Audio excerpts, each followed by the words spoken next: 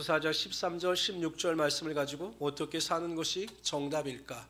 이와 같은 제목으로 하나님의 말씀을 증거하도록 하겠습니다. 불교계의 거장이라고 추앙을 받던 성철 스님이라고 하는 분이 계십니다. 이분이 남긴 유명한 명언 중에 하나가 사는 산이요 물은 물이다 라고 하는 명언입니다. 솔직히 저는 이게 왜 명언인지 모르겠습니다만은 사는 산이요 물은 물이다 이런 명언을 남겼습니다. 이분은 살아있는 성불, 살아있는 부처다라고 하는 칭호를 받았습니다. 엄청난 수행과 용맹, 정진을 통해서 인간의 한계를 극복했다라고 말할 정도로 엄청난 수행을 한 분입니다. 장자불화. 그러니까 여러분 앉아서 눕지 않고 자지 않고 8년 동안 그렇게 살았습니다. 1년, 2년이 아니라 8년 동안 그렇게 살았습니다. 1955년부터 65년에는 성전암이라고 하는 불당에서 주변에 철조망을 치고 10년 동안 동구불출했습니다. 10년 동안 그 법당에서 나오지 않은 겁니다. 대단하죠. 그래서 많은 사람들이 성철 스님은 성불이라고 이야기를 합니다. 근데 여러분 마지막 임종 직전에 이 성철이라고 하는 스님이 자신의 딸도 출가했거든요. 그 스님에게 보낸 유언에 보면 이렇게 이야기를 합니다. 한평생 남녀무리를 진리가 아닌 것을 진리라고 속인 죄가 너무 커 지옥에 떨어진다라고 고백을 했습니다. 여러분 참 아이러니지 않습니까? 자신의 삶의 인생의 정답을 찾기 위해서 고행과 단절의 삶을 살았지만 그는 죽기 직전에 자신의 인생의 정답을 찾지 못하고 오답투성이었음을 인정하고 있는 겁니다. 모든 사람들이 보기엔 다 성불이고 인생의 정답을 찾고 해탈한 자처럼 보였는데 막상 자신은 인생의 정답을 찾지 못해서 결국 자신은 지옥으로 간다 이렇게 고백하고 말았던 것입니다. 수많은 철학자들도 인간의 목적, 삶의 목적과 인간의 삶의 정답에 대해서 찾고자 노력했지만 인생의 정답을 찾은 자들은 그리 많지 않습니다. 왜 그럴까? 왜 그럴까? 이 질문에 대한 답은 간단합니다. 이 세상에 만들어진 모든 물건들은 여러분 다 존재의 이유와 목적이 있습니다. 의자는 왜 만들어졌습니까? 의자를 만들 때 의자를 만드는 사람들이 의자를 왜 만들었느냐? 사람이 앉게 하기 위해서 만든 겁니다. 어떤 수공업자가 컵을 만들었습니다. 컵을 왜 만들었습니까? 물을 담기 위해서 컵을 만든 거죠. 다 이유와 목적이 있습니다. 근데 그 이유와 목적은 누가 아느냐? 그 컵을 만든 사람, 의자를 만든 사람이 그 목적을 아는 겁니다. 인생도 마찬가지입니다. 인생의 답이 무엇이냐라고 우리가 정확히 인생의 답을 알려면 우리를 창조하신 하나님께 여쭤봐야 하는 거죠. 그렇죠? 그러니까 인간이 피조물로서 자신의 피조 존재를 인정하지 않으니까 피조자인 인간이 마치 자신의 인생의 해답을 가지고 있는 것처럼 찾으려고 노력하니까 인생의 답이 없는 겁니다. 하나님은 성경 말씀을 통해서 우리의 삶의 인생의 답이 무엇인가를 분명히 알려주고 계십니다. 우리가 살아야 되는 이유와 목적과 방향이 무엇인지를 분명히 말씀해주고 있습니다. 오늘 이러한 사실을 살펴보라 함께 나누고자 하죠. 첫 번째로 우리 인생의 정답은 하나님의 아들을 믿는 것과 아는 일에 하나가 되어 온전한 사람을 이루는 것이다라고 하였습니다. 우리 다시 한번 읽어보죠. PPT 한번 띄워주세요. 읽습니다. 시작. 온전한 사람을 이루어 어떠한 사람이 온전한 사람입니까?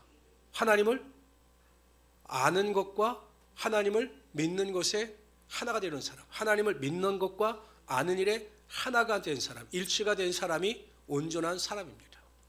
옛날의 선배들 중에는 어떤 사람이 온전한 선비인가라고 이야기할 때 신언서판이라고 하는 말이 있습니다. 그러니까 뛰어난 외모, 언변, 글씨, 또한 정확한 판단력을 갖춘 사람이 온전한 선비다라고 평가를 하였습니다.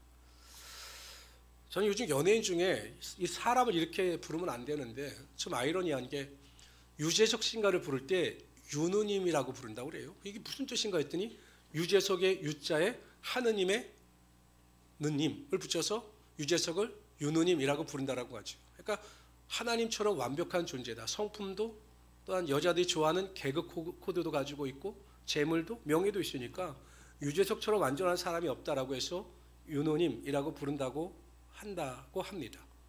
웃기죠. 웃기죠. 참 하나님이 보시기에는 참나 이러실 것 같아요. 근데 사람들이 보기엔 그런 평가를 내리는 것입니다. 그러나 하나님이 내리시는 평가의 온전함은 전혀 다릅니다. 하나님께서 평가하시는 온전함이란 하나님을 믿는 것과 아는 일에 하나가 되는 것입니다. 예수님을 믿는 것과 아는 일에 하나가 되는 것입니다. 근데 여러분 이상하죠? 그냥 우리가 보통 예수님을 믿는다라고 하지 예수님을 안다라고 표현하지는 않거든요. 우리가 보통 예수님의 복음을 믿습니다. 그래서 우리가 영육 간의 온전함을 얻습니다. 이렇게 표현을 하지 예수님을 아는 것과 아는 일과 믿는 것이 하나가 되어야 된다. 이렇게 표현을 잘 하지 않거든요. 근데 왜 굳이 사도 바울은 에베소서에서 믿는 것과 아는 일을 구별하여 하나됨에 대하여 강조했는가? 제가 과거에 들었던 충격적인 이야기를 하나 소개해 드리도록 하겠습니다. 어느 교회 장로님이 암으로 시한부 삶을 사셨습니다. 항암 치료도 받고 열심히 하셨는데 병원에서 일주일밖에 살지 못할 것이다라고 하는 진단을 받았습니다. 그래서 이제 목사님이 이 장로님을 신방을 가셨죠.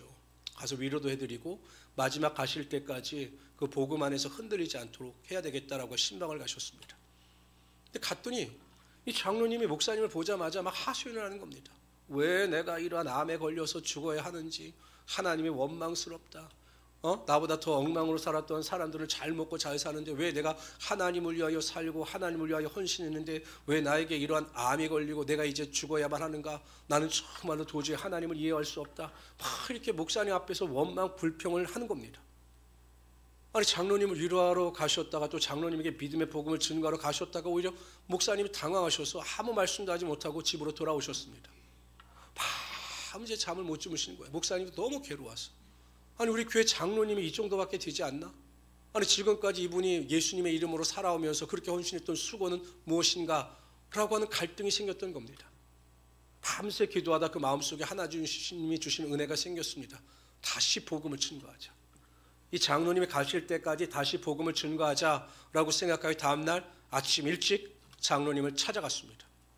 그리고 장로님에게 이 목사님이 내 기도를 따라하십시오 장로님 하고 권면했습니다. 그리고 목사님 먼저 가슴에 손을 얹고 그 복음에 대해서 말씀하십니다. 하나님 아버지, 근데 장로님이 따라하지 않는 거예요. 나를 불러주시니 감사합니다. 안 따라합니다. 예수님께서 나의 모든 죄를 담당하시어 십자가에 달려 돌아가시고 또한 사흘 만에 부활하심으로 죽은 자 가운데서 나를 구원하시고 하나님의 자녀 삼아주셨으니 감사합니다. 이 복음의 진리에 대해서 따라하는데 장로님이 입술을 꾹 닫고 따라하지 않는 겁니다. 그래서 목사님이 계속 종용했습니다. 장로님 따라하세요 하는데 눈만 감고 그냥 전혀 반응을 보이지 않는 겁니다. 나중에 이 장로님이 버럭 목사님에게 화를 내면서 이렇게 말씀을 하시더라는 거죠. 목사님 다 압니다. 예수님께서 나를 위해 돌아가신 거 다 알아요. 근데 그게 나와 무슨 상관이 있습니까? 라고 오히려 목사님에게 화를 내더라는 겁니다. 목사님 더 이상 오지 마십시오. 제가 알아서 하겠습니다. 라고 그냥 목사님을 내어쫓듯이 내보냈습니다. 그리고 돌아가셨어요. 교회 목사님이 돌아오셨는데 너무 가슴이 서글프더라는 겁니다. 그리고 그 장로님의 말이 떠나지 않는 거예요. 목사님 다 알아요. 다 알아요. 아는데 믿지 않았던 거죠. 예수님께서 독생자 예수로 육신을 입고 이 땅에 오셨고 나를 위하여 십자가에 달려 돌아가셨고 사흘 만에 부활하심으로 말미암아 믿는 자들에게 영생을 주신다라고 하는 사실을 알았습니다. 그러나 그것을 믿지 않았다라는 거예요. 한번 여쭤보겠습니다. 여러분들 내가 죄인이었다는 사실을 정말 믿으십니까? 왜 이렇게 짜고십니까? 믿으십니까? 내가 영원히 죽을 수밖에 없었다는 사실을 믿으십니까? 내 죄를 예수 그리스도께서 담당하셨 또한 돌아가셨다는 사실을 믿으십니까? 내가 믿는지 아는지 한번 점검해 보죠. 여러분 제가 실수로 물에 빠졌습니다. 호수에서 빠졌어요. 내가 도저히 수영을 못하니까 막 허우적대고 있는데 전혀 나와 상관없는 사람이 수영을 해서 나에게 다가와 나를 구조하고 죽었습니다. 그냥 아무 상관이 없는 사람이에요. 나를 전혀 모르는 사람인데 나를 구하려고 왔다가 호수에서 물에 빠져 죽었습니다. 그럼 날 살렸어요. 그럼 내 마음이 어떨까요? 그 사람을 향한 내 마음이 어떨까요? 미안하지 않을까요? 너무 미안할 것 같아요. 내가 실수하지 않았더라면, 내게 문제가 없었더라면 저 고귀한 생명이 죽지 않았을 텐데 나 때문에 저 사람이 죽은 거예요. 내가 얼마나 미안하겠습니까? 그 가족들을 어떻게 얼굴을 들고 볼 수 있겠습니까? 또 그런 마음이 들겠죠. 나를 살려주었으니 내가 어찌하든지 저 가족들을 돕고 그 은혜에 보답해야 되겠다. 그 가족들에게 할 수 있는 대로 최선을 다해야 되겠다라고 하는 생각이 들지 않겠습니까? 이것이 믿는 겁니다. 정말 예수님께서 나를 위하여 십자가에 달려 돌아가셨다. 내 죄를 사하여 주시기 위하여 독생자 예수가 모든 하늘의 영광을 버리고 이 땅에 오셔서 조롱과 멸시를 당하셨다. 아는 것이 아니라 믿는다면 정말 예수 그리스도의 십자가 보혈의 은혜와 능력을 생각할 때마다 원망과 불평이 아니라 우리 마음속에서 감사와 찬송이 흘러 넘쳐야 하는 것입니다. 이게 믿는 거예요. 아는 게 아니라 이게 믿는 겁니다. 그냥 나와서 설교 듣고 그런가 보다, 이게 믿는 게 아니다라는 것입니다. 요한복음 12장에 보면 유월절 엿새 전에 예수님께서 죽었다가 살아난 나사로의 동네 베다니로 가셨습니다. 근데 사람들이 막 예수님이 오니까 잔치를 베풀었습니다. 막 베풀었습니다. 그때 그 마리아, 그 나사로의 누인 마리아가 그냥 비싼 향유, 순전한 나드 한 건을 가지고 와서 깨트려서 그 향수를 가지고 예수님의 다리를, 발을 자신의 머리로 닦았습니다. 성경은 그 향유 나드 한 건의 가격을 300데나리온이라고 표현합니다. 1년 연봉이에요. 그러니까 여러분 300만 원, 3천만 원에서 한 4천, 5천까지 갈 겁니다. 일당으로 따져. 한 데나리온이 하루 1당이니까요. 근데 여러분 그것을 보고 있던 가룟 유다가 이렇게 이야기를 합니다. 왜 낭비를 하느냐? 그것을 팔아 가난한 자들에게 나누어 주었더라면 가난한 자들에게 훨씬 유익했을 텐데 왜 그 비싼 것을 깨뜨려 예수님의 발을 닦느냐라고 책망합니다. 근데 성경은 그 가룟 유다의 행동에 대해서 이렇게 평가합니다. 이렇게 말하면 가난한 자들을 생각함이 아니요 그는 도둑이라. 돈깨를 맞고 거기 넣는 것을 훔쳐 가미로라. 가룟 유다가 예수님을 몰랐습니까? 여러분 3년 반 동안 쫓아다녔습니다. 예수님의 설교도 듣고 복음 전도도 듣고 예수님의 기적과 능력도 보았습니다. 예수님이 어떠한 분이신 것을 알았죠. 그러나 그가 구세주라고 하는 사실을 믿지 못했습니다. 그러니까 예수님께 대한 헌신을 헛수고다, 낭비다 이렇게 평가하고 있는 것입니다. 여전히 가룟 유다는 예수님을 사랑한 것이 아니라 돈을 살아간 거죠. 예수님을 아는 것과 믿는 것에 하나가 된 성도들은 항상 그 마음속에 감사함이 흘러넘쳐서 내가 예수님을 위하여 어떻게 영광을 돌리며 예수님께 무엇을 드리며 살아갈까를 고민하고 그러한 헌신과 수고를 마다하지 않는 자들인 것입니다. 어떻게 하면 내가 예배 시간에 나와 영과 진리로 예배하며 예배 시간 가운데 하나님을 찬양하며 예수님께 영광을 돌릴까? 이것을 고민하고 또한 항상 그 고민 속에서 감사와 찬양이 흘러 넘치는 자들인 것입니다. 그러나 신앙이 아는 것에 머무르는 성도들은 아직도 여전히 육신의 정욕과 안목의 정욕과 이생의 자랑을 쫓아 살아가게 되어 있는 거죠. 근데 여러분 참 안타까운 사실은 우리가 믿는다고 해서 믿고 싶다고 해서 믿어지는 것도 아닙니다. 그렇잖아요. 믿고 싶은데 믿어지지가 않아요.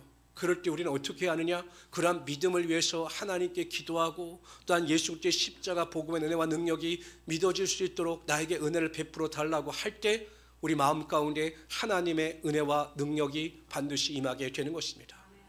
오늘 댁에 돌아가셔서 한번 생각해 보세요. 예수님의 십자가를 생각할 때 내 마음속에 정말 감동이 있나? 예수님께서 나를 돌아가셨다는 사실 앞에 내가 정말 눈물을 흘려본 일이 있나? 만약에 없다면 여러분들은 아는 일에 머무는 신앙입니다. 믿어줘야 하는 것입니다. 믿어져서 십자가 보혈의 은혜와 능력 앞에서 내가 온전히 모든 것을 내려놓고 하나님을 위하여 살고자 하는 믿음의 결단이 있어야 하는 것입니다. 그런데 여전히 내가 아는 것에 그치고 있어요. 뭐 주일 성수도 제대로 하지 않고 뭐 매일 여행 다니고 놀러 다니면서 그러니까 여러분 썬데이에서 그렇지 않고 51%죠. 이 사람 다 아는 수준에 머물러 있는 겁니다. 항상 아는 수준이 아니라 믿는 자리에까지 나와 아는 것과 믿는 것이 하나가 되어 온전한 사람을 이루어 하나님께 영광 돌릴 수 있는 우리 성도들이 되시기를 주님의 이름으로 축원합니다. 두 번째로 우리 인생의 정답은 예수 그리스도의 장성한 분량이 충만한 데까지 이르는 것입니다. 우리 다시 한번 읽어봅시다. PPT 띄워주세요. 있습니다. 시작. 우리가 다 하나님의 아들을 온전한 사람을 보세요. 온전한 사람을 이루었다라고 하는 것은 우리가 죄의 사망으로부터 구원함을 얻어 영과 육이 하나님의 사람이 되었다는 겁니다. 이것을 우리가 신학적 용어로 칭의라고 합니다. 칭의. 우리의 공로나 수고나 노력으로 말미암아 우리가 의롭게 된 것이 아니라 하나님께서 우리를 의롭다 칭하신 거예요. 온전한 사람으로 인정해 주신 겁니다. 그런데 거기에 머무르는 것이 아니라 우리는 그리스도의 장성한 분량이 충만한 데까지 이르러야 합니다. 이것을 성화라고 합니다. 성화. 그러니까 우리는 구원받은 것에 만족하지 말고 그리스도를 닮아가는 삶을 살아야 한다는 것입니다. 그리스도의 장성한 분량이란 충만한 분량입니다. 완전한 분량입니다. 예수 그리스도께서는 육신을 입고 이 땅에 오셨지만 완전한 삶을 살았던 하나님의 아들이셨습니다. 바로 그러한 예수 그리스도를 닮아가고자 하는 마음의 소망과 기대가 있어야 한다는 것이죠. 우리가 구원을 어떻게 받았는가? 우리가 구원받은 것을 어떻게 증명할 수 있는가? 여러분, 구원을 받게 되면 변화가 있어요. 변화. 그중에 가장 큰 변화가 무엇이냐면 세상을 쫓아 살지 않고 나의 마음속에 예수님을 닮아가고자 하는 마음의 소원이 반드시 일어나게 되어 있다는 것입니다. 내가 예수를 믿고 구원을 받아 교회 나와서 예배를 드린다? 근데 나의 마음속에 예수님을 닮고자 하는 마음이 없다? 믿음이 없다? 여러분, 그건 아는 것에 머물러 있는 신앙입니다. 우리는 항상 예수 그리스도를 닮아가고자 하는 믿음의 결단과 열망이 있어야 한다는 것입니다. 첫 번째, 예수 그리스도를 닮아가는 삶은 기도하는 삶입니다. 예수님께서는 누가복음 22장 39절에 보면 예수께서 나가사 습관을 따라 감난산에 가심에 제자들도 따라갔더니, 예수님의 삶에 있어 기도는 습관이었습니다. 기도는 삶의 일부분이었습니다. 그래서 항상 예수님을 깨어 기도하는 삶의 모습을 보이셨던 거죠. 마지막 순간까지 겟세마네 동산에서 기도하심으로 예수님의 사명을 감당해 나가셨습니다. 영국의 유명한 목사 중에 스펄전 목사라고 하는 분이 있습니다. 세계적인 설교자입니다. 그러니까 1800년도에 여러분 10,000명이 모이는 교회를 만들었으니까 얼마나 여러분 위대한 인물입니까? 그 교회 10,000명의 사람들이 모여서 예배할 정도로 엄청난 유명한 부흥가였습니다. 그래서 많은 사람들이 이 교회를 방문하여 이 교회가 어떻게 부흥했는가를 알기를 원했습니다. 그런데 이 스펄전 목사님은 사람들이 올 때마다 대성전이나 또한 교제실로 인도하는 것이 아니라 항상 깊숙한 기도실로 사람들을 인도합니다. 그 기도실에 가보면 그 기도 소리가 계속 들리고 끊이지 않는 겁니다. 스펄전 목사님이 교회를 방문한 사람들에게 이야기합니다. 이것이 바로 우리 교회의 발전소입니다. 여기서 끊임없이 나라와 민족을 위해서, 교회를 위해서, 저를 위해서, 또한 자신들을 위해서 기도하는 성도들이 있기 때문에 우리 교회가 부흥하고 우리 교회가 하나님 말씀 가운데 바로 설 수 있는 것입니다 라고 말씀하셨다고 합니다. 여러분 스스로가 한 사람 한 사람이 기도의 발전소가 되시기를 바랍니다. 여러분이 가정을 위해서, 가정 속에서 자녀를 위해서, 남편을 위해서 눈물로 기도하는 발전소가 되면 여러분들의 눈물의 기도를 통해서 가정이 변화되고 가정의 축복의 능력이 임하게 되는 것입니다. 1시간 기도하는 사람과 30분 기도하는 사람의 인생의 차이는 엄청 큰 것입니다. 예수님께서 습관을 쫓아 기도의 본을 보이셨듯이 예수님을 닮아가기를 원하는 우리 모든 성도님들은 항상 믿음 안에서 기도함으로 기도의 능력을 맛보며 살아갈 수 있는 우리 성도들이 되시기를 주님의 이름으로 축원합니다. 제가 기도하는 사람과 기도하지 않는 사람들의 차이를 이렇게 봅니다. 우리 성도들도 보면 기도하는 성도와 기도하지 않는 성도의 차이점이 있어요. 그 차이점이 뭔가를 보면 기도하지 않는 사람은 항상 원망과 불평이 많습니다. 이렇게 보면 성도들도 원망과 불평이 많아요. 기도하지 않으면. 근데 기도하는 성도들은 삶의 환경이 어떠하든지 간에 항상 감사합니다. 하나님은 기도함의 감사로 채우는 자를 반드시 축복하시고 삶의 놀라운 환경의 변화가 나타나게 하여 주시는 것입니다. 저는 우리 교회 성도들이 최소한 20분 이상은 기도하시길 바랍니다. 1시간 기도하면 너무 좋죠. 제가 아침마다 1시간 기도회를 하는데 기도회 여러분 그 시간에 동참 못하시면 집에서라도 그 인터넷 켜놓고 기도하면 1시간 기도할 수 있어요. 꼭 기도의 분량을 채우셔서 기도의 능력을 맛보시기를 바랍니다. 두 번째로 예수 그리스도를 닮아가는 삶이란 섬기고 낮아지는 삶입니다. 빌립보서 2장 5절 8절에 보면 너희 안에 이 마음을 품으라 곧 그리스도 예수의 마음이니 그는 근본 하나님의 본체시나 하나님과 동등됨을 취할 것으로 여기지 아니하시고 오히려 자기를 비워 종의 형체를 가지사 사람들과 같이 되셨고 사람의 모양으로 나타나사 자기를 낮추시고 죽기까지 복종하셨으니 그 십자가에서 죽으심이라. 마태복음 20장 28절에 보면 인자가 온 것은 섬김을 받으려 함이 아니라 도리어 섬기려 하고 자기 목숨을 많은 사람의 대속물로 주려 함이니다라고 말씀하셨습니다. 예수 그리스도의 리더십을 이야기할 때 종의 리더십이라고 이야기합니다. 서번트 리더십이라고 이야기를 합니다. 요즘에 이런 리더십을 연구하는 사람들 중에 지도자들에게 가장 필요한 리더십이 종의 리더십, 섬기는 리더십이다라고 평가를 내립니다. 왜냐하면 사람들이 이상하게 요즘에 와서는 대접받기를 원하는 경향이 있어요. 다들 무슨 금쪽이로 자라났는지 어디 가보면 다 금쪽이처럼 행동합니다. 다 대접받기를 원해요. 섬기려고 하는 사람들이 없어요. 그래서 이 종의 리더십이 필요하고 리더일수록 대접받고자 하는 것보다 낮아지는 섬김의 리더십을 보여야 한다라고 이야기를 하죠. 요즘에 여러분 젊은 친구들이 잘 쓰는 말 중에 하나가 무엇이냐면 꼰대라고 하는 말이 있어요. 들어보셨나요? 여러분 다 꼰대입니다. 꼰대. 우린 다 꼰대입니다. 꼰대. 꼰대의 기질 중에 하나가 무엇이냐면 대접받고자 하고 지시하려고 하고 군림하려고 한다는 거죠. 근데 요즘에 젊은 세대들은 싫어합니다. 동등됨을 요구하죠. 그러니까 그들의 입장에서 더 낮아지고 섬기면 되는 겁니다. 뭐 50대, 60대. 우리나라는 나이가 깡패입니다. 참 무지한 거죠. 그냥 낮아지고 섬기면 그 섬김을 통해서 하나님께서 오히려 우리를 높여주시고 섬기는 자에게 하나님의 복이 나타나게 하여 주시는 거죠. 섬기는 자들에게 특징이 무엇이냐? 그러니까 내가 낮아져서 다른 사람을 나보다 낮게 여긴다. 아유, 저 사람이 나보다 똑똑하다. 저 사람이 나보다 훌륭하다. 이렇게 다른 사람을 낮게 여기는 겸손의 그 섬김의 리더십을 가진 사람의 특징이 무엇이냐면 제가 이렇게 보니까 다른 사람들을 칭찬하고 격려합니다. 그러니까 항상 낮아지는 사람은 다른 사람을 비판하고 판단하는 것이 아니라 다른 사람을 항상 칭찬합니다. 아이고, 우리 자매님 훌륭하셔요. 어떻게 그런 믿음을 가지고 그렇게 기도하셔요?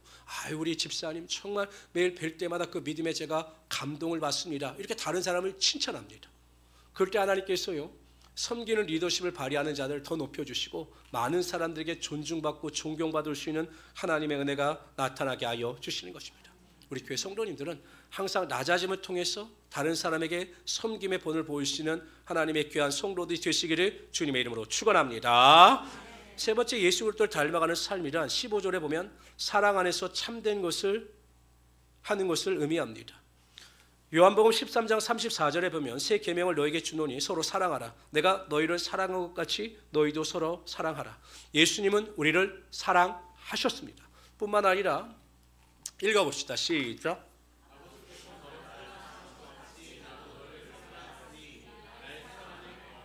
예수님은 사랑의 본을 보이신 하나님의 아들이신 거죠. 그러므로 우리가 예수님을 닮아간다라고 하는 것은 우리가 사랑의 사람으로 변화되는 것을 의미하는 것입니다. 사랑은 구호가 아니라 실천입니다. 우리가 하는 말이 우리의 사랑을 증명하는 것이 아니라 우리의 행위가 우리의 사랑을 증명하는 것입니다. 입술로 사랑한다, 사랑한다, 사랑한다라고 해서 그 사랑이 증명되어지는 것이 아니라 입술로 되어지는 사랑의 고백이 행위로 나타날 때 그 사랑이 온전해질 수가 있는 것입니다. 고린도전서 13장 1절 7절에 보면 사랑의 위대함에 대해서 이렇게 이야기합니다. 내가 사람의 방언과 천사의 말을 할지라도 사랑이 없으면 소리나는 구리와 울리는 꽹과리가 되고 내가 예언하는 능력이 있어 모든 비밀과 모든 지식을 알고 또 산을 옮길 만한 모든 믿음이 있을지라도 사랑이 없으면 내가 아무것도 아니리라. 여러분, 아무리 똑똑하고 아무리 영적인 은혜와 능력이 있다 할지라도 사랑이 없으면 아무것도 아닌 무익한 것이 되고 만다라는 것입니다. 사랑 없이 하는 모든 종교적 행위는 하나님을 위한 것이 아니라 나를 위한 것이며 그러한 종교적 행위에는 열매가 나타나지 않습니다. 왜? 하나님께서 그와 함께 하시지 않기 때문이죠. 그러면서 고린도전서 13장에 보면 사랑은 무엇인가에 대하여 자세히 설명합니다. 사랑은 오래 참는 것입니다. 뭐라고요? 사랑은 오래 참는 것입니다. 사랑은 상대방이 변화될 때까지 기다려주는 것입니다. 손을 잡아 내가 끌어가려고 하는 것이 아니라 옆에서 그 사람이 변할 때까지 판단하지 않고 기다려주는 것이 사랑입니다. 사랑은 보채는 게 아니에요. 왜 그래? 라고 자꾸 판단하고 그를 억지로 일으켜 세우려고 하는 것이 아니라 끝까지 믿고 기다려주는 것이 사랑입니다. 하나님께서 여러분 이스라엘 백성들이 그렇게 범죄할지라도 그들을 바로 심판하지 아니하고 선지자들을 보내셔서 깨닫게 하시고 돌이키기를 원하시며 끝까지 참으셨습니다. 그게 바로 하나님의 사랑입니다. 그러니까 사랑이 많은 성도는 항상 기다려줍니다. 판단하지 않고 정죄하지 않고 기다려줍니다. 남편이 변할 때까지, 자녀들이 변할 때까지, 아내가 변할 때까지 기다려줍니다. 속이 터져도 기다려줍니다. 그럴 때 그 온전한 사랑이 열매를 맺을 수 있게 되는 것입니다. 근데 제가 이렇게 이야기해 보면 여자들이 더 속이 터지는 것 같아요. 그렇죠? 그러면서 이런 말을 하더라고요. 아이고, 변할 때쯤 되니까 가는구나, 이런 말씀들을 많이들 하셔요. 항상 기다려주는 게 사랑입니다. 사랑은 온유합니다. 다른 사람을 편안하게 해주는 것이 온유함입니다. 여러분 생각해 보세요. 교회 왔습니다. 성도들이 웃으면서 다른 사람을 맞이할 때 교회 들어오는 사람은 편안함을 느낍니다. 근데 교회 왔는데 사람들의 얼굴에 내천자가 그려져 있고 그냥 얼굴에 앵그리버드처럼 쳐다보면 온유함이 없으면 사람의 마음이 불편한 거죠. 온유한 사람이 다른 사람을 편하게 하고 그 편안함을 통해서 은혜가 임할 수 있게 하여 주시는 겁니다. 사랑은 시기하지 않는 겁니다.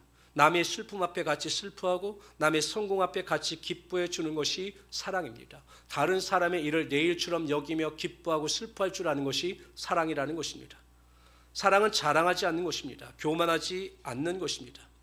사랑은 다른 사람 앞에서 나를 드러내는 사람이 아니라 나를 감추는 사람입니다.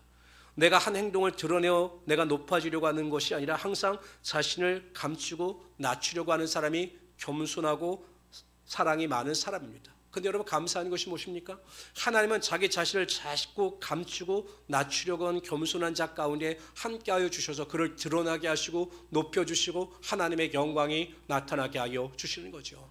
여러분 사랑도 배려거든요. 자꾸 나를 감추고 나를 낮추는 자가 사랑하는 자입니다. 다른 사람 앞에서 나를 드러내지 않고 교만하지 않고 자랑하지 않는 자가 사랑이 많은 자인데 그러한 사람을 오히려 하나님께서 높여주신다는 것입니다. 사랑은 무례히 행하지 않는 겁니다. 제가 한 교회 행사를 갔습니다. 그런데 한 장로님이요, 젊은 집사를 부르는데 장로님은 한 60대 초반쯤 되셨고 그 집사님은 한 30대 중반 정도 됐어요. 그런데 집사님 이렇게 부르는 게 아니라 야 누구누구야 이렇게 부르는 거예요. 사람들 앞에서. 제가 그 순간 얼마나 목회자로서 낯이 뜨거워졌는지 몰라요. 그러면서 내가 그 교회 수준을 알았습니다. 어떻게 공식적인 자리에서 저렇게 사람의 이름을 부르고 존칭을 쓰지 않고 저렇게 사람을 무시하는 행동을 할까라고 하는 생각이 들었습니다. 아, 장로님이 그 정도이시면 성도들 수준도 뻔할 것이다. 제가 그런 생각을 했습니다. 교회 안에서 우리는 사랑한다라고 하는 그 마음을 가지고 무례하게 행동하지 말아야 합니다. 교회 안에서 여러분 함부로 이름 불러가면서 반말하지 말아요. 아무리 여러분 손 아래 사람이라 할지라도요. 30대 40대 사람이라 할지라도요. 함부로 반말하면 안 됩니다. 막 이름 부르면 안 돼요. 한번 생각해 보세요. 양근봉 기분 좋습니까? 기분 좋아요? 제가 말하니까 지금 놀래가지고 양근봉 이거 어때요? 여러분 제가 취해 보이지 않아요? 취해 보이지 않아요? 권병관 어때요? 아마 교회 안 나올 겁니다. 내가 하면 취해 보이고 다른 사람들이 안 취해 보이고 여러분 참 무례해 보여요. 항상 우리는 존경, 존칭을 써야 합니다. 권병관 집사님, 또한 우리 양근봉 집사님 이렇게 호칭과 존칭 가까이 있을 땐 반말할 수 있죠. 뭐 사적인 자리에서는 뭐 저도 죄송한 말씀이 우리 김상민 집사님 이제 나이도 비슷하고 뭐 저랑 같이 늙어가는데 사적인 자리에서 상미나 이럴 수 있지만 공식적인 자리에서 항상 안수 집사님 존칭을 저도 씁니다. 그것이 무례히 행치 않는 사랑의 완성인 거예요. 사랑은 거창하게 생각할 필요가 없어요. 사랑은 정말 보면은 별거 아닌 겁니다. 그러니까 우리가 항상 교회 안에서는 우리 성도들 간에는 존칭과 존경의 말을 할 수 있도록 꼭 행하신 우리 성도들 되시기를 주님의 이름으로 축원합니다. 우리 다른 사람이 뭐 제가 만약에 실수로 야 기락형 그러면 우리 기락형 저한테 왜 제거하나 이렇게 하십시오. 그렇게 하면 돼요. 아멘. 그래야지 여러분 교회 안에서 항상 존경, 존칭의 말. 그래서 무례하지 않는 우리 귀한 성도 되시기를 주님의 이름으로 축원합니다. 자기의 유익을 구하지 않는 것이 사랑입니다. 자기의 유익을 구하는 사람과 그렇지 않은 사람들은요, 교회 안에서 봉사할 때 특징이 나타납니다.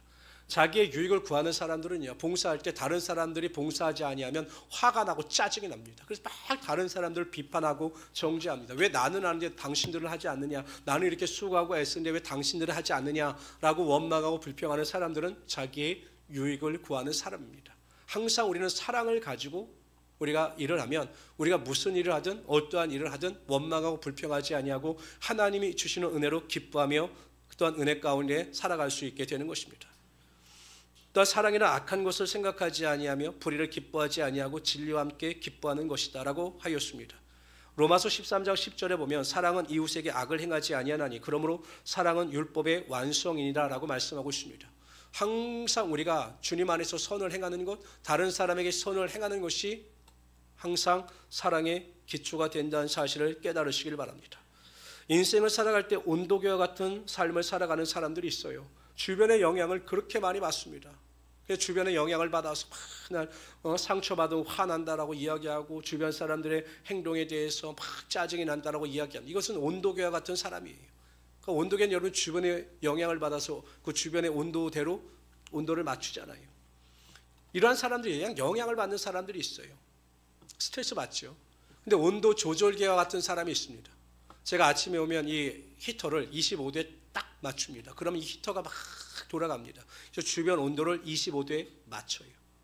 온도 조절계와 같은 사람은 환경에 구애받지 아니하고 내가 환경을 변화시키려고 노력하는 사람입니다. 이러한 사람들을 통해서 하나님은 큰 일을 감당케 하시고 이러한 사람들이 직장에서나 사회에서나 사업장에서 인정받고 존중받을 수 있는 사람입니다. 온도 조절계와 같은 사람들은 긍정적인 사람입니다. 소망의 사람입니다. 사랑의 사람입니다. 하나님 이러한 자들 가운데 하나님의 역사가 나타나게 하여 주시는 겁니다.